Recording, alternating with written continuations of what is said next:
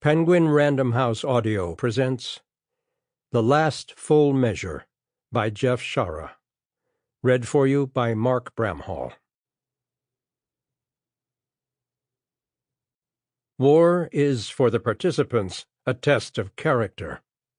It makes bad men worse and good men better. Joshua Lawrence Chamberlain.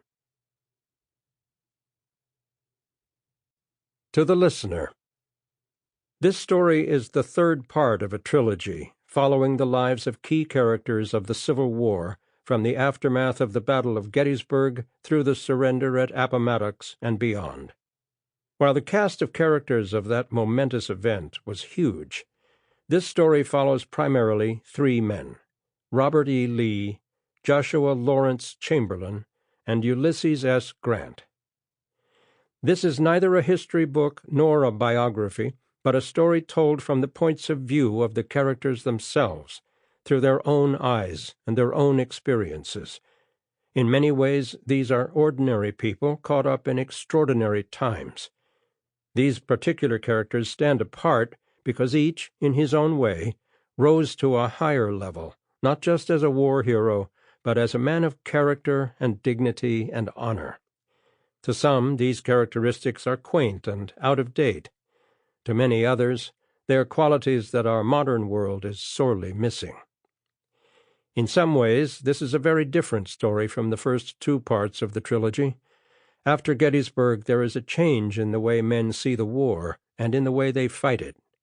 There is little enthusiasm now for the traditional assault, sending dense lines of men across open ground into the massed guns of a heavily fortified enemy. Gettysburg has badly wounded both sides, and though it is clearly a defeat for Lee's army, neither side is quick to pursue another fight on such a huge scale. In the West, Tennessee and Mississippi, the war still rages, but in Virginia there is now a lull, a time for both armies to heal their wounds and plan the next great strategy to bring the awful war to an end. What no one can know is that Gettysburg is not the final battle, and that for nearly 2 more years there will be no peace. It is the job of the historian to tell us what happened, to provide the dates and places and numbers, all the necessary ingredients of textbooks.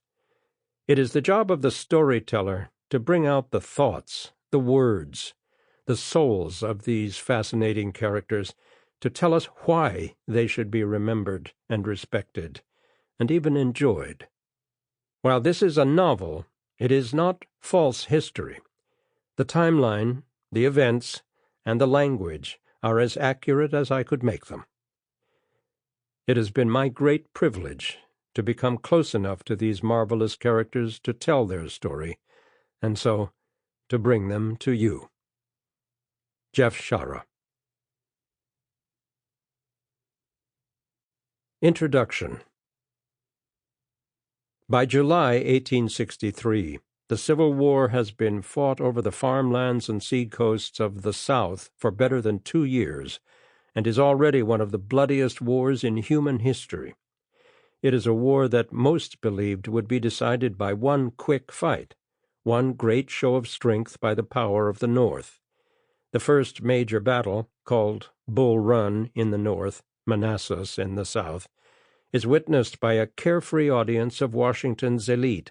Their brightly decorated carriages carry men in fine suits and society matrons in colorful dresses.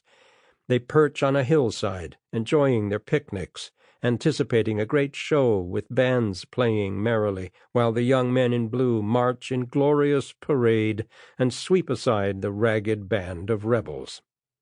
What they see is the first great horror, the stunning reality that this is, in fact, a war, and that men will die. What they still cannot understand is how far this will go, and how many men will die. In the North, President Lincoln maintains a fragile grip on forces pulling the government in all directions. On one extreme is the pacifist movement, those who believe that the South has made its point, and so, to avoid bloodshed, Washington must simply let them go, that nothing so inconsequential as the Constitution is as important as the loss of life. On the other extreme are the radical abolitionists, who demand the South be brought down entirely, punished for its way of life, its culture, and that anyone who supports the Southern cause should be purged from the land. There is also a great middle ground, men of reason and intellect, who now understand that there is more to this war than the inflammatory issue of slavery, or the argument over the sovereign rights of the individual states. As men continue to volunteer, larger and larger numbers of troops take to the fields, and other causes emerge, each man fighting for his own reason. Some fight for honor and duty, some for money and glory, but nearly all are driven by an amazing courage, and will carry their muskets across the deadly space because they feel it is the right thing to do. From the north come farmers and fishermen, lumberjacks and shopkeepers, old veterans and young idealists. Some are barely Americans at all, expatriates and immigrants from Europe, led by officers who do not speak English. Some are freedmen, Negroes who volunteer to fight for the preservation of the limited freedoms they have been given, and to spread that freedom into the South. In the South they are also farmers and fishermen, as well as ranchers, laborers, aristocrats, and young men seeking adventure. They are inspired first by the political rhetoric, the fire-breathing oratory of the radical secessionists.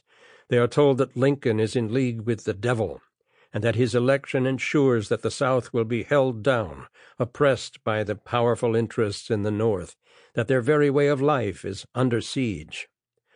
When the sound of the big guns echo across Charleston Harbor, when the first flashes of smoke and fire swallow Fort Sumter, Lincoln orders an army to go south, to put down the rebellion by force. With the invasion comes a new inspiration, and in the South even men of reason are drawn into the fight, men who were not seduced by mindless rhetoric, who have shunned the self-serving motives of the politicians. There is outrage, and no matter the issues or the politics, many take up arms in response to what they see as the threat to their homes. Even the men who understand and promote the inevitable failure of slavery cannot stand by while their land is invaded. The issue is not to be decided, after all, by talk or rhetoric, but by the gun. On both sides are the career soldiers, West Pointers, men with experience from the Mexican War or the Indian Wars of the 1850s. In the North, the officers are infected and abused by the disease of politics, and promotion is not always granted by performance or ability. The Federal armies endure a parade of inept or unlucky commanders who cannot fight the rebels until they first master the fight with Washington. Few succeed. In the South, Jefferson Davis maintains an iron hand, controlling even the smallest details of governing the Confederacy. It is not an effective system, and as in the North, men of political influence are awarded positions of great authority, men who have no business leading soldiers into combat. In mid-1862, through an act of fate, or as he would interpret it, an act of God, Robert Edward Lee is given command of the Army of Northern Virginia. What follows in the East is a clear pattern, a series of great and bloody fights in which the South prevails and the North is beaten back. If the pattern continues, the war will end and the Confederacy will triumph.